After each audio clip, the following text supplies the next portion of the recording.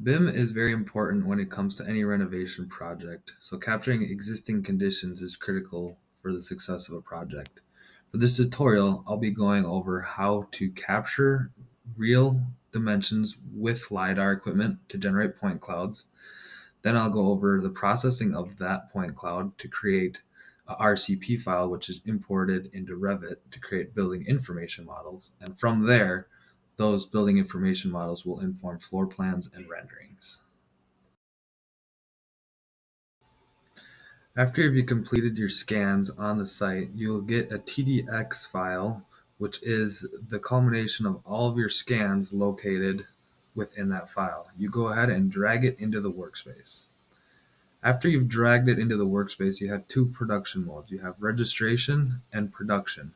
In the registration mode, you have the information of each point cloud, showing the amount of points per scan station. And then you have the production mode, which allows you to control the point cloud information and manipulate the data as needed.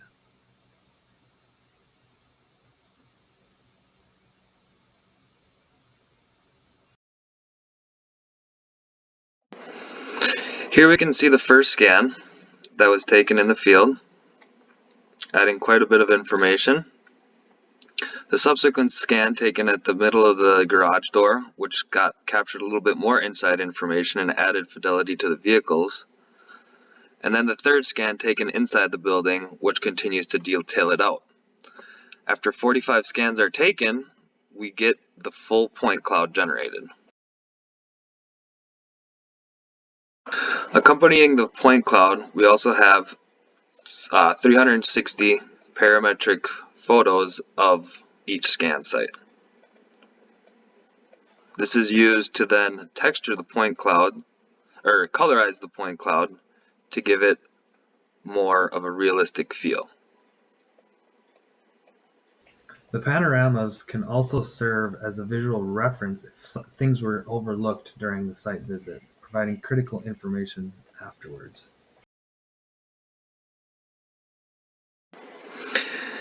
Here we see the actual location of each of the scans and how they relate to the total point cloud, resulting in a complete digital representation of the physical environment, for which can be the scaffolding for our subsequent building information model, resulting in accurate as-built floor plans of our physical assets. With these accurate digital representations, BIM models can then be made. Those BIM models can create building energy models, be used for space programming, and inform future planning for any renovation or construction project to come. In the event that you need to adjust an individual scan station, you can go ahead and correct that within the Trimble RealWorks software. What you see in the upper left-hand corner is your reference cloud, and on your upper right-hand cloud is the moving cloud. By hitting the Refine button on the right, you can see that it is aligning the position of the moving cloud to the registered cloud. By doing this, you are able to align any discrepancies from what the automatic field registration did towards what the actual point cloud is doing. In doing this, you will be increasing the fidelity of your model and really justifying the authenticity of your ensuing building information model, which is drawn up from this point cloud.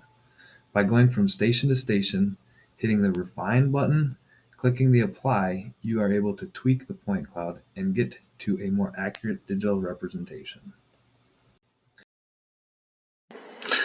At the end of the site survey, you'll be able to get a registration report which shows you the amount of stations and the fidelity of the physical environment to the digital.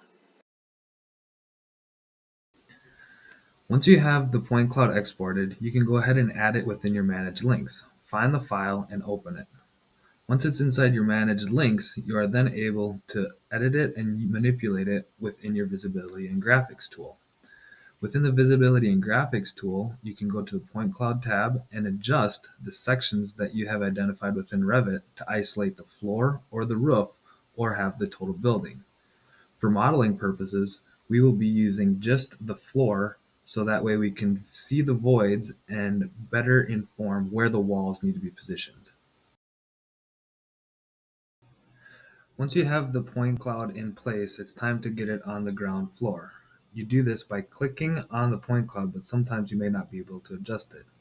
By clicking the button in the lower right hand corner there, you are able to adjust the point cloud, put it in the desired position, and adjust it by zooming in accordingly.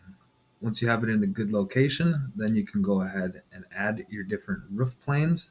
That will be vital to creating the pitches to your roof as you get further down the line in the modeling session. Once you have your floor or your levels in place, you can then go ahead and switch over into 3D mode.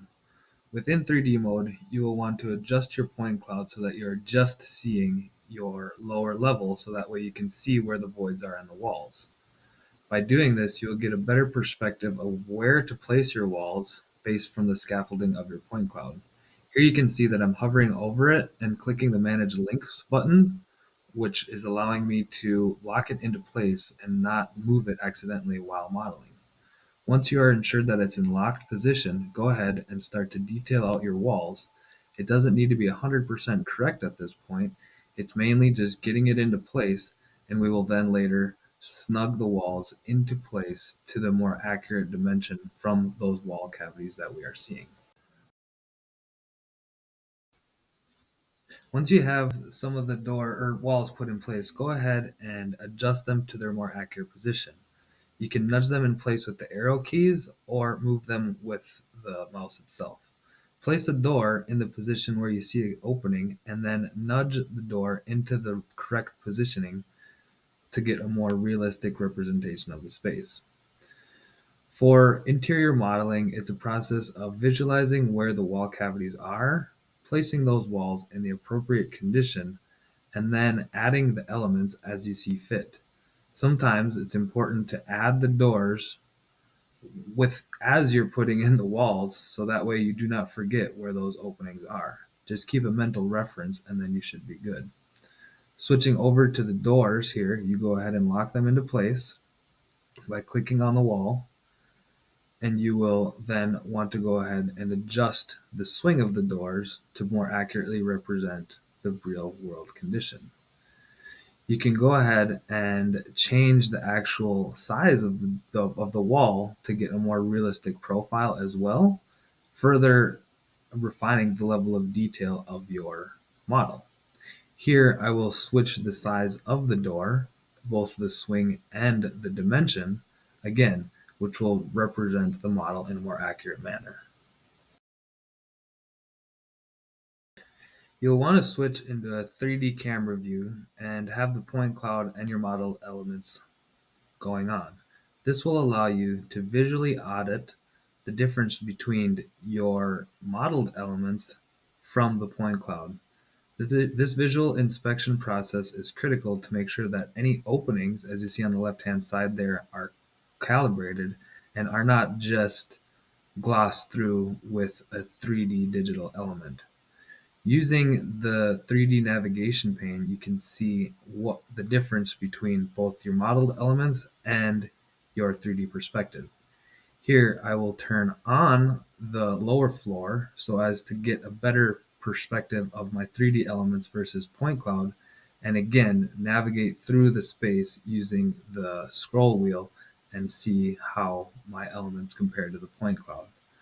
I will then turn back on the total point cloud to see how this garage door and upper feature overlay based off of what I modeled. It's a continual improvement process of tweaking from what you see there. Once you have completed your model, you can then export the file into the Adobe Construction Cloud. Within the Adobe Construction Cloud, you are very easily able to share this digital information to all key stakeholders and get insights about what the existing condition building of it is and what are some of the features that need to be modified. Key insights in terms of floor planning can be done here, as well as structural elements, looking at the stairs, for example, here, showing how our main floor, primary floor, and basement are all connecting with each other. This valuable information will go a long ways in coordinating project meetings, understanding scopes of work, and how any project decisions will have financial implications.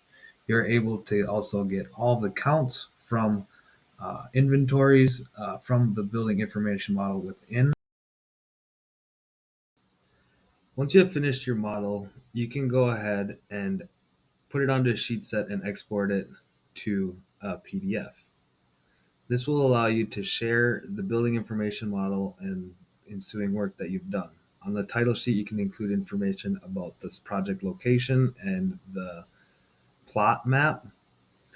Then you have your floor plan of the upper and lower floors, a 3D model with point clouds to reference, which will help show the work that you have done is completed to the spec.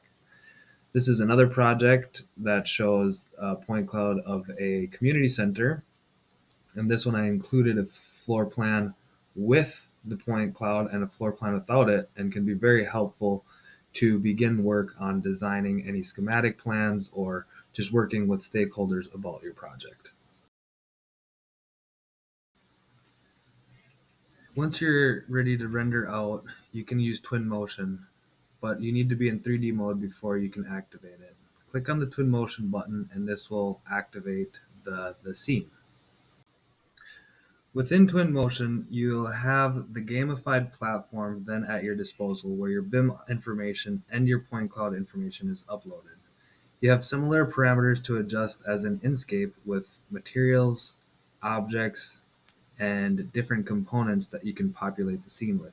Here you see a path where I have animated characters walking through the scene to give it a sense of reality.